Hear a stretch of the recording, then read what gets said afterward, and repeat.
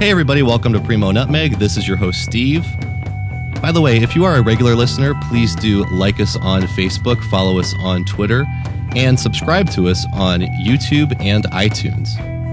On today's show, I have Phil Zuckerman. He is the professor of sociology and secular studies at Pitzer College in Claremont, California. And he is also the author of Living the Secular Life, New Answers to Old Questions. Hope you enjoy. Professor Zuckerman, thank you very much for being on PRIMO NUTMEG today. Yeah, my pleasure. Now, I did want to get into your work and ask you about your most recent book. However, I did come across some interesting trivia about your grandfather and your mother. I was just curious if you could share that with the listeners briefly. Oh, yes. Let's see. My grandfather, Frederick Kohner, was a Jewish refugee from Europe during World War II, moved to Southern California, had a daughter, my mom, and they used to go down to Malibu a lot.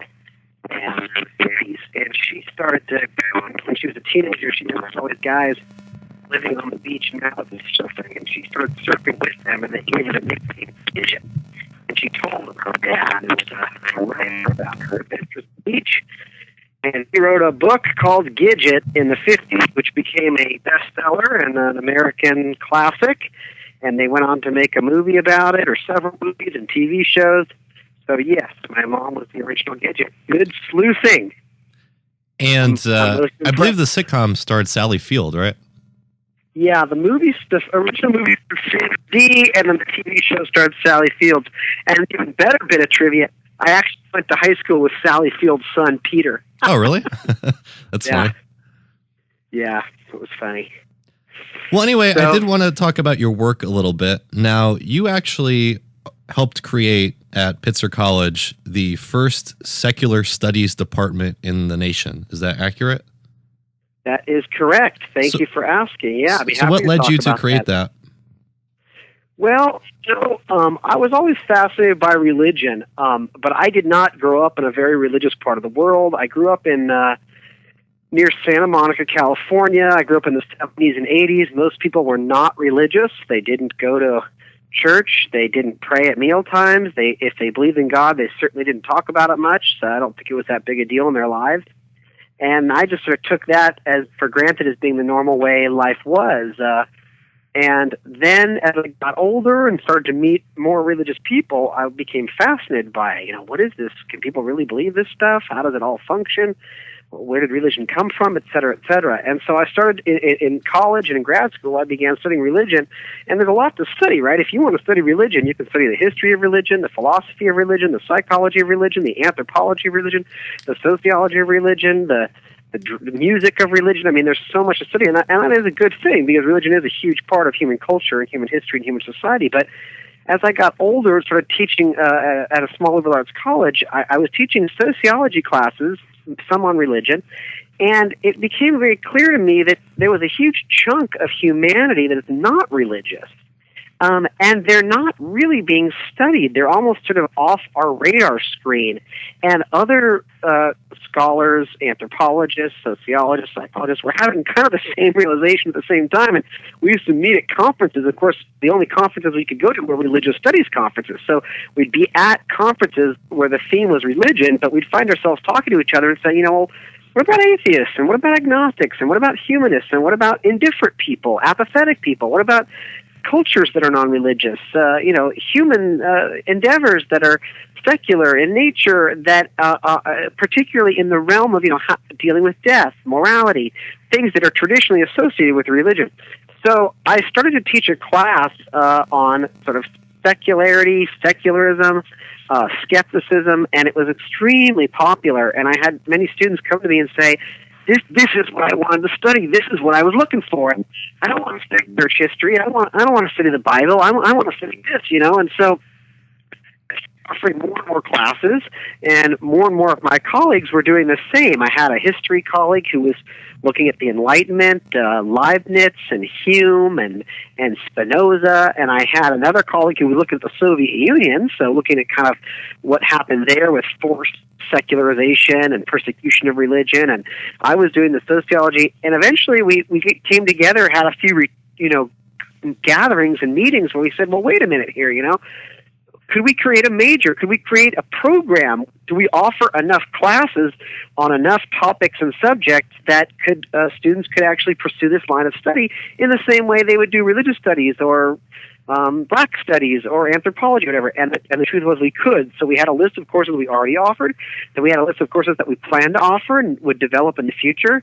And we submitted a kind of proposal to the college to create a secular studies, what we call field group, where I teach at Pitzer College in Claremont. And it was went through both committees. It was approved. And so 2011, we've had a secular studies program. There's 5 or 6 faculty involved.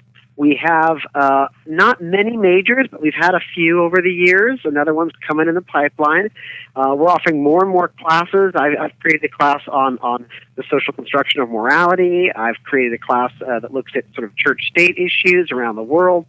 So we're going strong. Of course, it's a small school, Pitzer College. We only have a student body of 900 students, so it's not like a big public university with 10,000 students to draw in. But that's what we're doing, and we've been able to, like I said, our enrollments are high, and we've been able to sort of serve as a model for others. I've had many people around the country say, "Oh, I'd like to start something like this as well," and so that's where we stand. Do you know if anyone else has, or are you still the only secular studies program in the nation?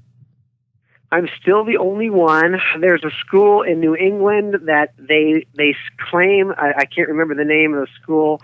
They've been corresponding with me, although I haven't heard from them in about 6 or 9 months. They're trying to start one. Small school as well. I forget where it is. I think in New Hampshire, but I got to double check.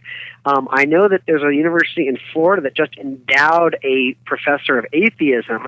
They haven't hired the person yet, but the chair has been endowed. There's also a program in London that's kind of looking at religion and non-religion or secularism. And so we've had, there's no full-fledged department yet, but we've seen a lot of professional developments. For example, we've got our first journal now devoted to the study of secularity. It's called the Journal of Non-Religion and Secularity, and that has an editorial board. We're putting out research, and it's online. It's available to everybody. We've also had more and more conferences now. So we held an international conference at Pitzer a few years ago.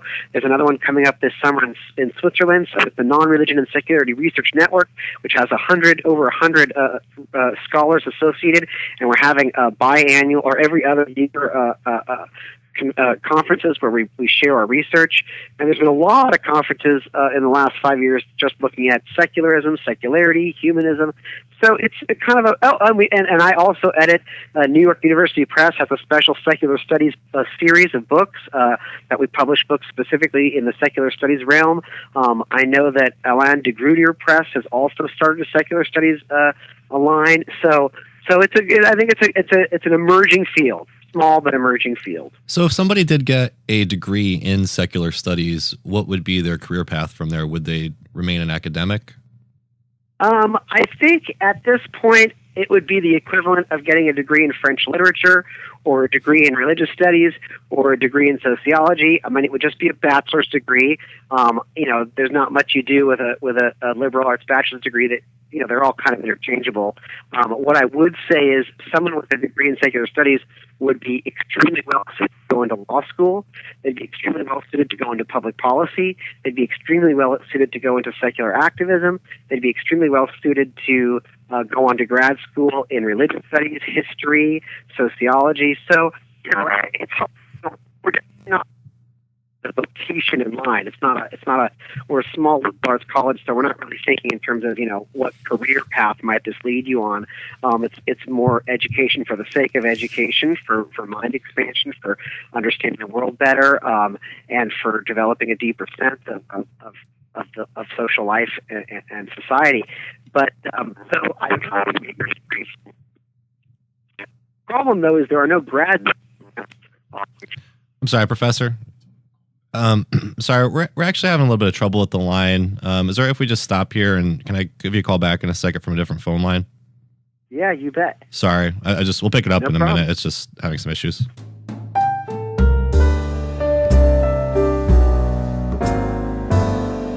I also did want to ask you about your most recent book, Living a Secular Life. Now, I guess it's sort of a similar question, but what inspired you to write this book?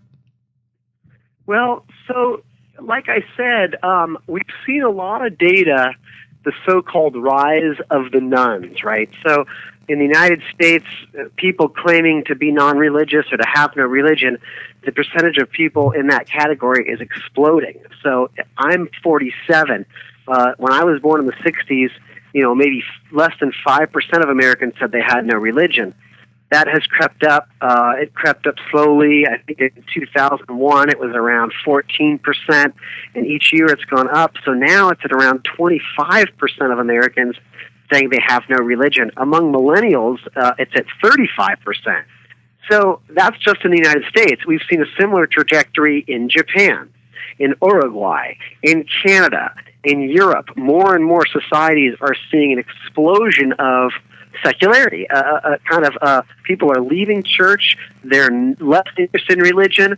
They're less believing in God. And this is probably one of the biggest demographic shifts, certainly in the United States. I remember Time Magazine just a couple years ago ran a cover story like the 10 trends changing American society, and the so-called rise of the nuns was one of those trends. So what I'm saying is, wow, we're seeing millions and millions and millions of people claiming to have no religion. They're not all atheists and agnostics, but many of them are. Many of them are just indifferent to religion. Many of them are pissed at religion. Many just don't care. But whatever their orientation, they're not identifying with religion anymore. And what I was arguing in my book and what prompted me to write it was, religion does serve a lot of functions, right? There are reasons religion exists. I mean, religion helps people cope with death. Religion helps people cope with pain and suffering. Religion helps people develop morals and ethics. Religion helps people, bond with, find community. It provides ritual, on and on and on and on. So my question was, well, if religion provides so much for humanity, and more people are walking away from it, how are they living their lives without it? How are they faring? How are they getting by? What do they do when they have a personal crisis, when their child gets sick with cancer? How do they develop a sense of their ethics and morals? And so I spent a lot of time interviewing secular people, hanging out with secularist groups, and just basically sort of as an anthropologist, in a way, ethnographically studying secular culture. And that was the result. That's what prompted my book, Living the Secular Life. And in that book, I try to sort of paint a portrait of what it means to live life without religion. Now, you did come up with lots of interesting insights into secular societies.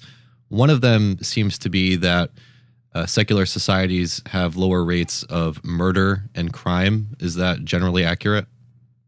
Oh, absolutely. As across-the-board correlation, there's just no question about it. Those societies today that are the least religious have the lowest violent crime rates, the lowest murder rates, the lowest domestic abuse rates, the lowest child poverty rates, the lowest, whether you're talking Sweden, Japan, the Netherlands, Canada, there's just no question that across the board it's one of the most robust correlations you could ever have in social sciences. And I'm not trying to claim that, because these societies are secular, they're faring so well. It's probably, if anything, the other way around. These societies are faring quite well. They're democratic, they're wealthy, they're well-educated, and as such, religion withers. But I raise the point because there are so many Americans who think that religion is the glue to a good society, that without religion, society would fall apart. Without religion, there would be societal decay and corruption and murder. And I'm just simply saying, well, that's clearly not the case, because these societies, religion is evaporating precipitously, and they are among the most humane, moral, and safe societies. And there's many ways to actually measure this, right? You can even take the same society and just look at it over time. So you can look at Norway, for example, or France, and look at what the daily crime rate was 120 years ago, how much violence was on a day-to-day basis when religion was quite strong. And as those societies have secularized, as religion has died in France and died in Norway, violent crime has gotten better, not worse. So if the theory was true that without religion people would be immoral, we should expect those societies to be more violent today than they were 100 years ago. But we find just the opposite. As religion has withered, we have not seen an increase of violence, but a decrease. Now, the second way you can do it is you can just compare countries, right? You can look at the top 20 most secular societies and the most religious societies and just compare them. And what you'll see is the most religious societies are far, far more violent. I mean, I was just comparing the other day the Philippines to the Czech Republic. The Philippines is one of the most God-believing countries. The Czech Republic has perhaps the highest rate of atheism in the world, and the violent crime rate in the Philippines is like 10 times higher than the Czech Republic. But also we can look within the United States. We can compare the top 10 God-believing states with the bottom 10 God-believing states, or the top 10 most secular states in the United States. So you can compare Vermont to Kentucky. You can compare Oregon to Mississippi. And again, violent crime, domestic abuse, poverty, all the social maladies that we could be considered are the worst, where God belief and church attendance are the strongest. So again, it's just a correlation, but it's a very robust correlation. But it does seem that many of these societies that we are pointing to were heavily religious at some point, right? Like New England originally, was a puritanical place, and I believe so was Denmark at some point in time. At least these are all Protestant areas. Do you think that there's some kind of correlation between the societal benefits that have arisen over time and the fact that these came out of Protestant societies? Well, first of all, I do believe there's a strong correlation, particularly in Northern Europe, with Protestantism, but that doesn't hold up in, say, Japan, where there's been no historical Protestantism to speak of. Right. It also doesn't hold up for various other non-Christian societies that are still doing quite well. That said, yes, it's hard to untangle the fabric of history, and religion has been a strong component in the development of societies. Obviously, as you mentioned, New England, Scandinavia. I mean, even Japan. I mean, these societies, if we go back 200 years, 300 years, 400 years, were far more religious than they are today. And there's no question that religion has provided some wonderful benefits to humanity. It has provided group cohesion.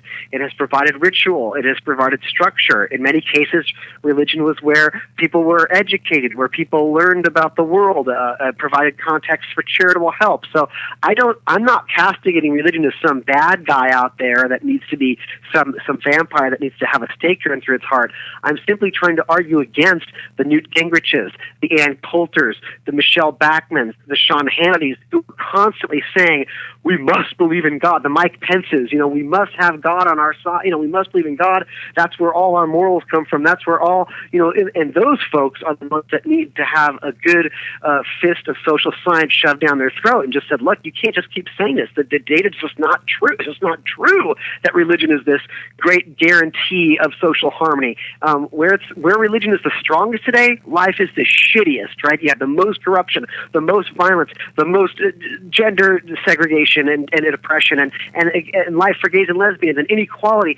So I'm not saying, religion's this bad thing, and when it goes away, everything is great. That's clearly not the case. But I am arguing against the folks that say we must be religious in order to have a good society. The data clearly shows that's not so. One caveat that you do actually make in your book is that suicide rates are higher in more secular societies. Is there anything that has come up in your studies that would give you a theory on why that is? It's so hard when you're comparing major indicators of societal well-being because there's so many factors. Like, I'm just looking at religion and secularism, but, there's diet, there's politics, there's economics, there's climate, there's racial, ethnic demographics, there's linguistics. I mean, there's so many multiple things at play. So, for example, let's take the case of suicide. That is perhaps the one social variable where secular societies do not do so well. You have higher suicide rates in more secular societies, lower suicide rates in more religious. Not always. The last time I checked the World Health Organization, the society with the number one suicide rate was Lithuania, which is a very religious Catholic country. But that said, I would argue a couple things. Number one, when people, this goes back to Durkheim, the founder of sociology, when there's a high degree of social integration, when people are a high degree of social capital, when people are enmeshed in social organizations and clubs and groups, and they feel a strong sense of belonging, they tend to kill themselves less. So religion is one of the great providers of community and a sense of belonging and tribalism, and that does work to keep people from killing themselves. When we feel like we're part of something bigger, part of connected to other human beings, we're less likely to feel alienated and alone and kill ourselves. So I would agree that that's one, when religion evaporates, the communal benefits evaporate as well. That can be very problematic and lead to many social pathologies, not just suicide, but we know that when there's a decrease in social capital, crime rates can go up, et cetera, et cetera. So I think religion's benefit is definitely not in the theology, which is just baldly absurd, but where religion is strongest is the communal engagement and the communal enmeshment and the communal bonding, and I do worry about that. But so for me, I think also suicide rates tend to be a bit higher in wealthier societies. Oddly enough, you would think it would be the opposite, but for some reason, when there's a lot of poverty, crime rates are high, and murder rates are high, but suicide rates are not. And yet, in the wealthier, more wealthy societies, crime rates are lower, violent murder rates are lower, but suicide tends to go up. And I'd have to be a better psychologist to know why that is. Well, I understand that you are a sociologist. However, the first chapter in your book is on morality, and I believe that you said that you teach classes in secular morality. Correct. So I did just want to kind of go over that a little bit and philosophize maybe a bit.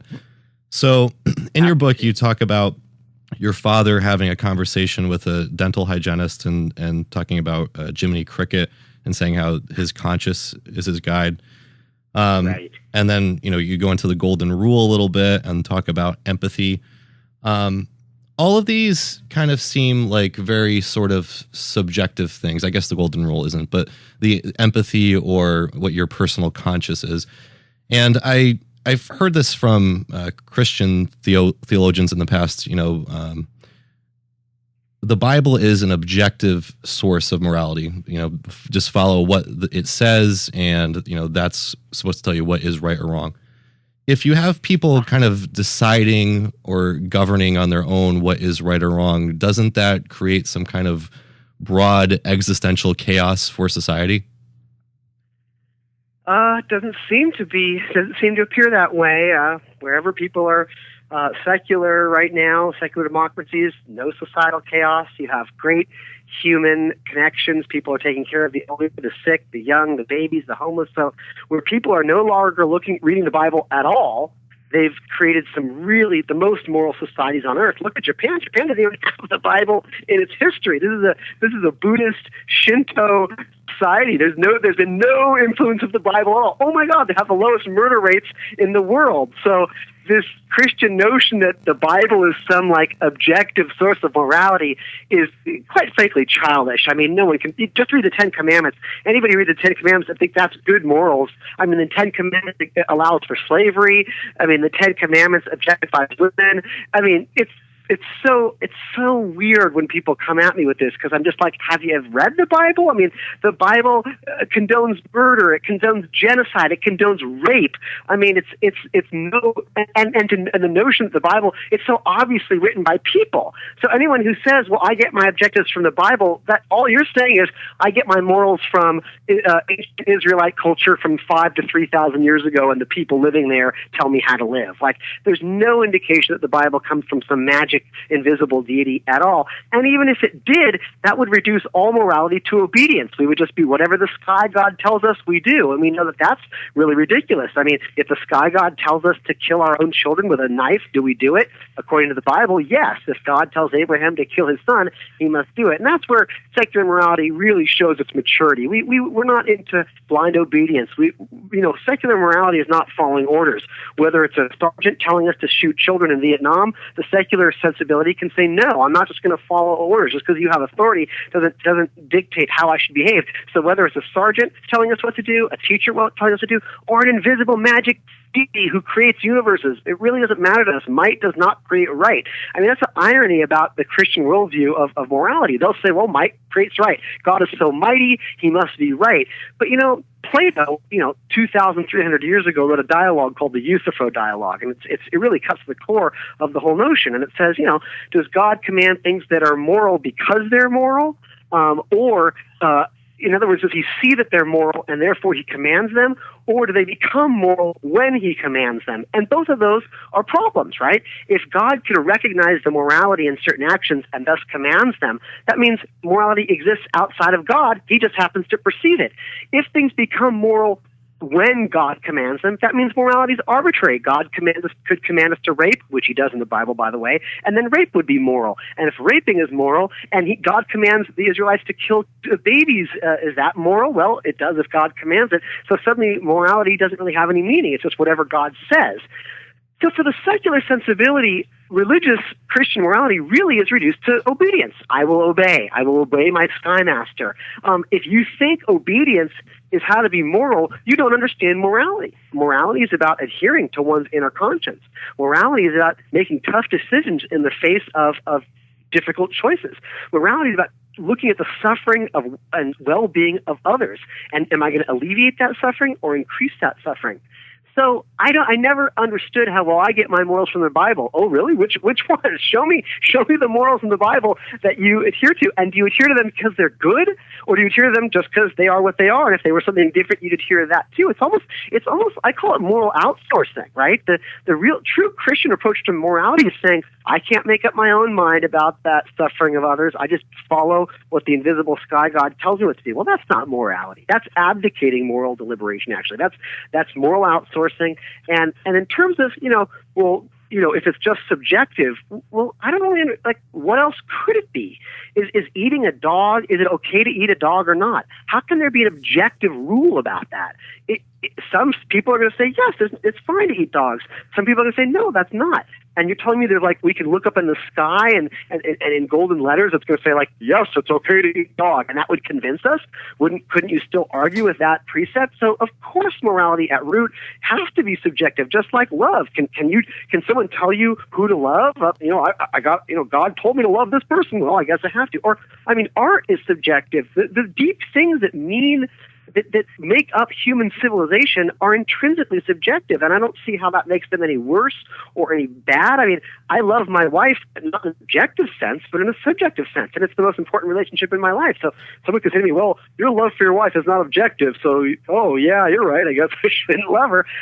If I see children getting kicked in the face, I have an instinct, an impulse, a belief that is wrong. Well, that's subjective. A Nazi could, love that. Yay, let's kick Jewish children in the face.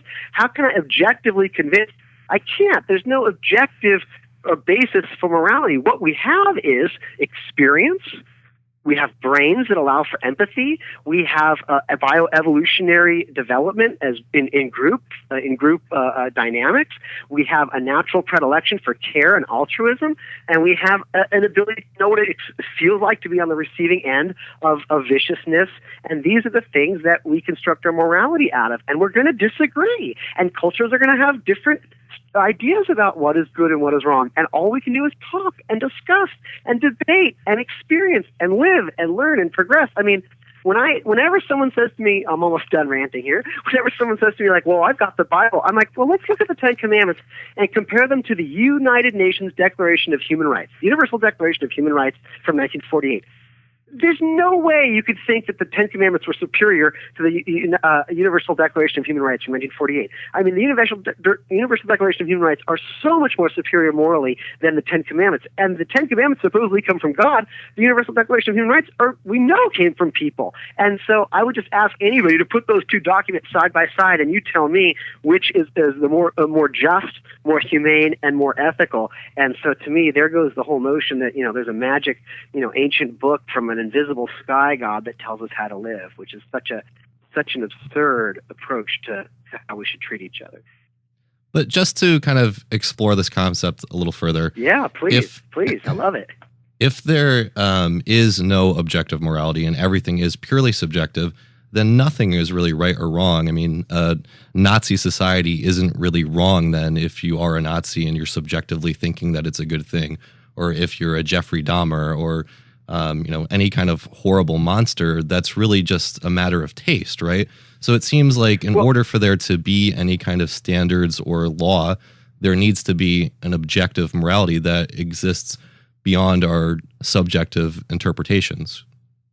Okay, great. Yeah, so there's a couple things there. it's not just a matter of taste. A matter of taste is like, do you like the Beatles or do you like Tribe Called Quest? That's a personal taste, right?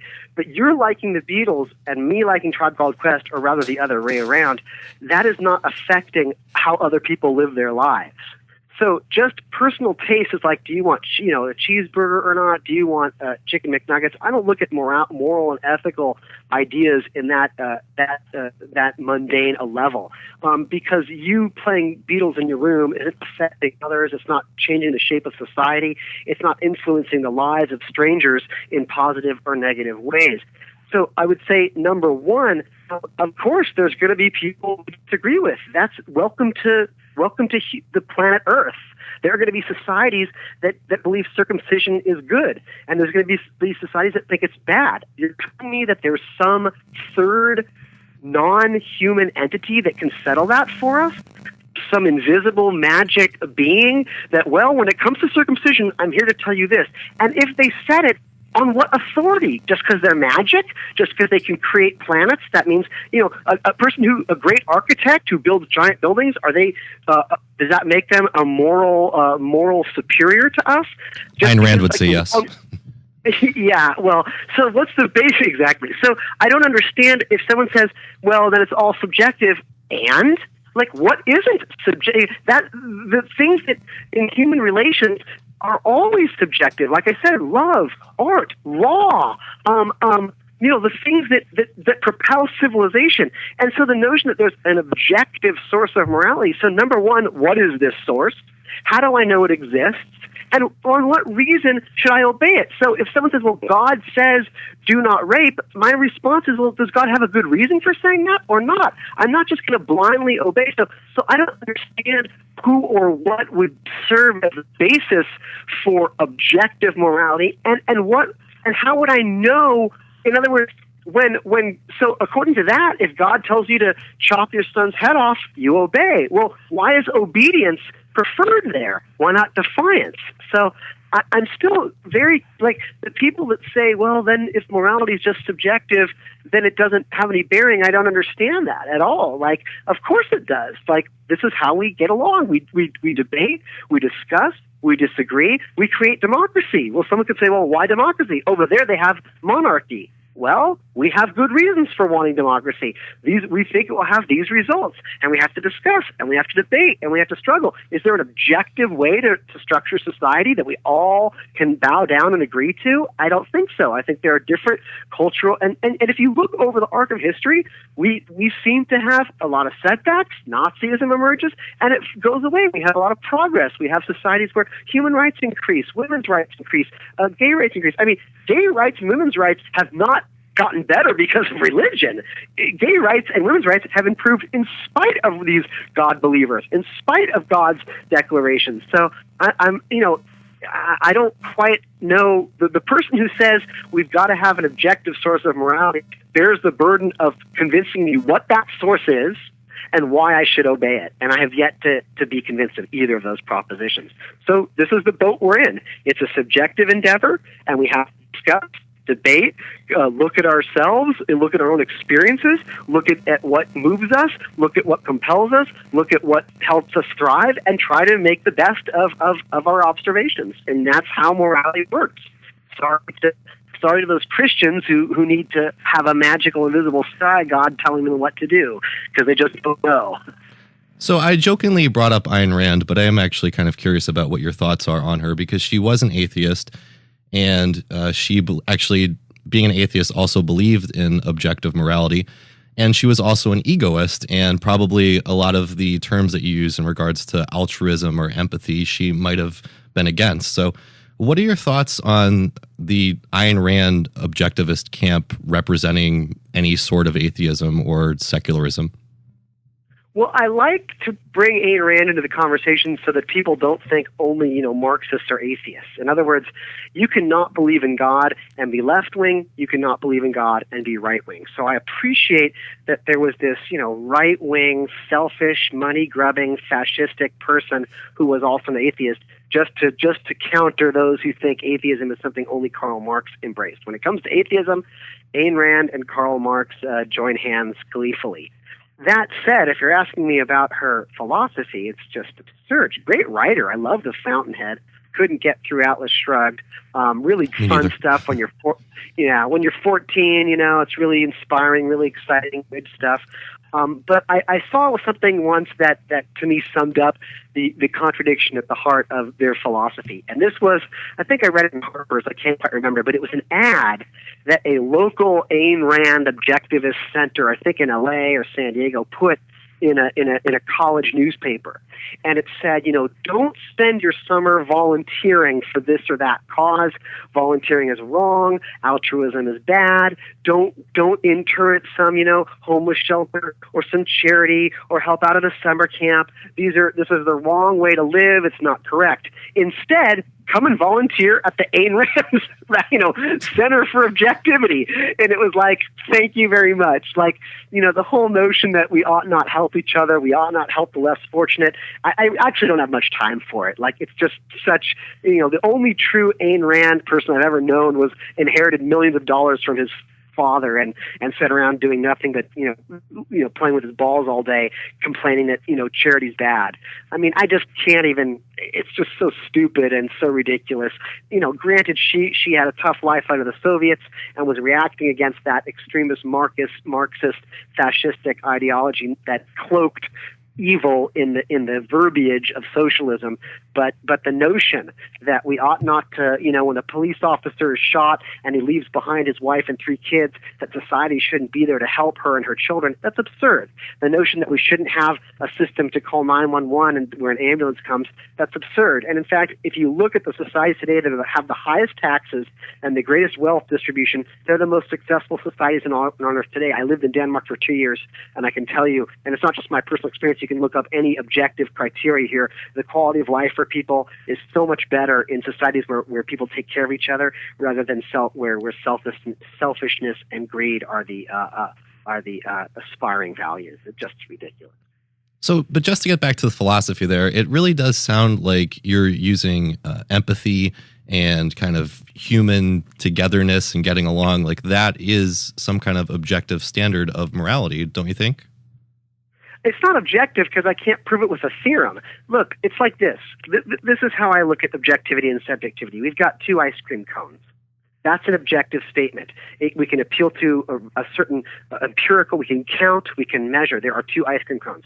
You prefer chocolate, I prefer vanilla. That's subjective, and I can't prove to you that chocolate is better or vanilla is better. There's no proof I can appeal to. You just like it better. It tastes better. It's subjective, right? But to me, what I'm saying is, to me, morality hinges on human well-being, or not even human, but the well-being and suffering of sentient creatures. That which increases the well-being and health and happiness of sentient creatures is moral. That which harms and hurts and causes suffering and increases pain and suffering in sentient creatures is not moral. Now that I can't prove to you. If you're Jeffrey Dahmer, I can't. If you're a sociopath and you're like, well, no, I love to torture babies with a hot iron, I can't pull out a mathematical proof and show you. It's like you either understand it or you don't. Now, once we make that move, which is subjective, there can be objective criteria for measuring, but that fundamental principle that it's good to increase the well-being of sentient creatures and it's bad to harm them, I can never prove to you in some kind of objective sense. If you think we must, chop off the head of the virgin to appease the gods, how can I convince you otherwise? Objectively, I can try to appeal to your empathy. I can try to appeal to your reason. But all these appeals are ultimately rooted in a notion that I'm trying to convince you of something, but I can't prove it. And so I never understand the notion of when someone says objective morality, I don't know. Do you mean like something that can be measured, something that can be seen, smelled, touched, heard? Like objective refers to sort of an empirical.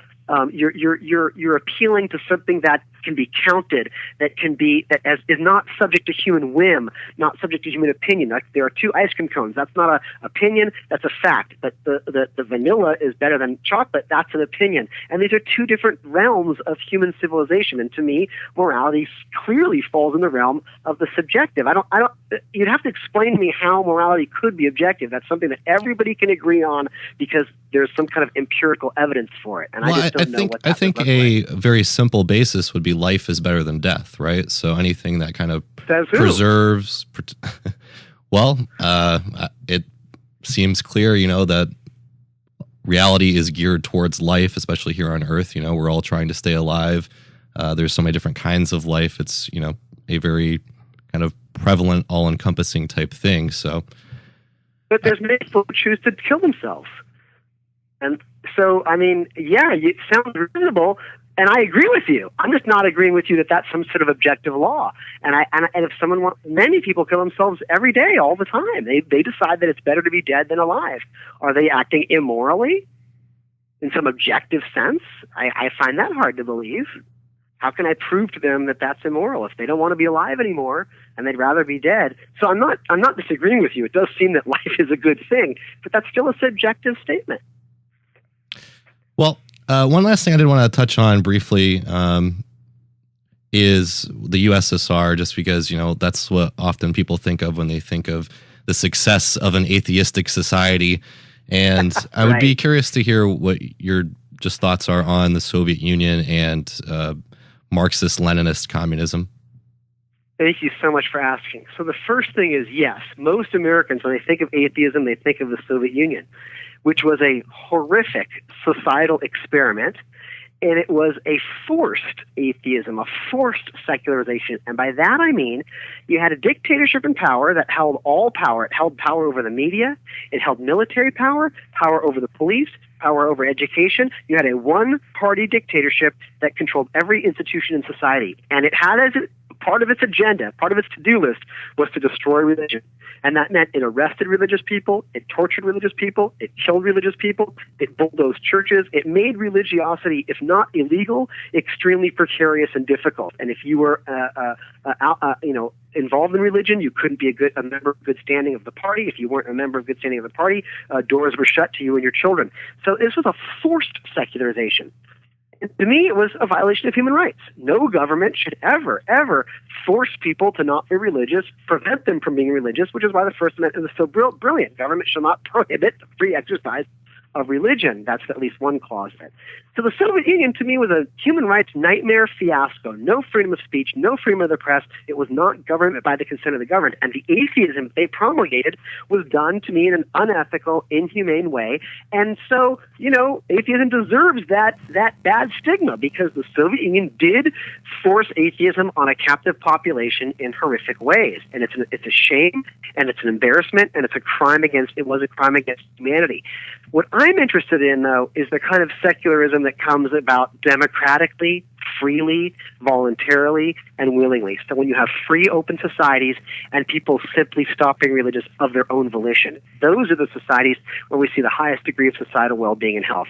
Not in the Soviet-type societies or North Korea or Pol Pot in Cambodia, where you have these sort of bad Marxist/fascists out killing people and arresting and torturing them.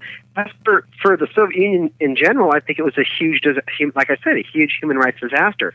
Do I think Marx had some good things to say in his writings? Oh, absolutely. I think many of the greatest improvements to society have come from Marx's writings. I think things like 8-hour workdays and the rights of labor to unionize and organize and workers' comp and public, post office, public education. I mean, I think Marx, like any massive thinker from the 19th century, had a lot of good ideas. He gave capitalism a guilty conscience, rightly so.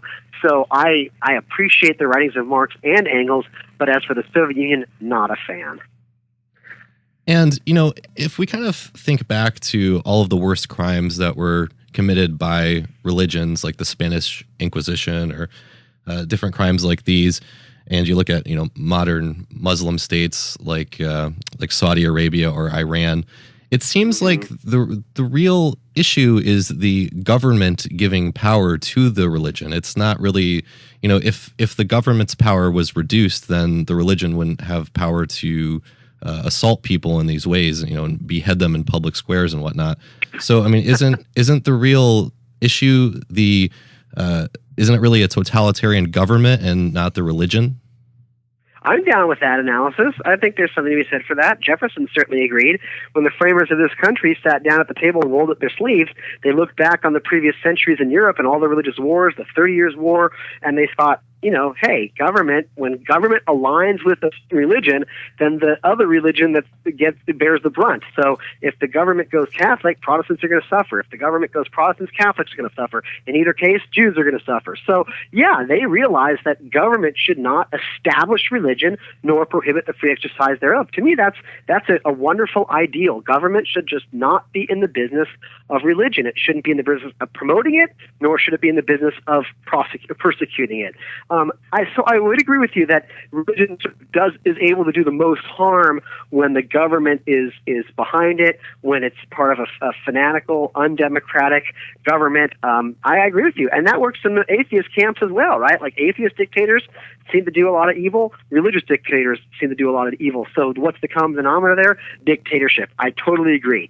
My only caveat would be, if you have a highly religious population, even in a democracy, there can still cause problems. How? If people understand science, they're not going to understand global warming. They're not going to, and so you're going to have a place like the United States, which is a democracy, but we're not doing enough to defeat global warming because we have a religious population that doesn't understand it, thinks it's a hoax invented by China. So I do think that if you have a highly religious society, that's going to be a society that's not good at critical thinking, that doesn't understand science, that doesn't understand it doesn't have a fine-tuned sense of human rights. So yes, I agree. The worst atrocities seem to be when a government dictatorship is religious, but I still believe that religion, for all the good that it does, it also creates community and family bonding and wonderful memories for children and holidays and blah, blah, blah. I still think a strongly religious population, even if it's democratic, will still have poorer women's rights, poorer gay rights, poorer environmental policies, worse education, et cetera, et cetera. Well, Professor Zuckerman, I do appreciate you being on the show today. I just want to ask, do you have any projects or other books coming down the pipe? I do. I'm now working on a book right now. Well, I just came out with a book from Oxford called The Non-Religious: Understanding Secular People and Societies. So that just came out. It's very empirical. It's really written more for college students and graduate students. But if anybody, it's sort of it's a book that puts together all the research that exists from sociology, psychology, anthropology on secular people and secular culture and secular societies. So I'm very proud of it as a kind of compendium of knowledge and research. Living the Secular Life, I think, is a better read. If you're on an airport, in an airplane, you'd much rather have Living the Secular Life. But The Non-Religious, which just came out, I think, is a real treasure trove of facts, statistics, and on hard data.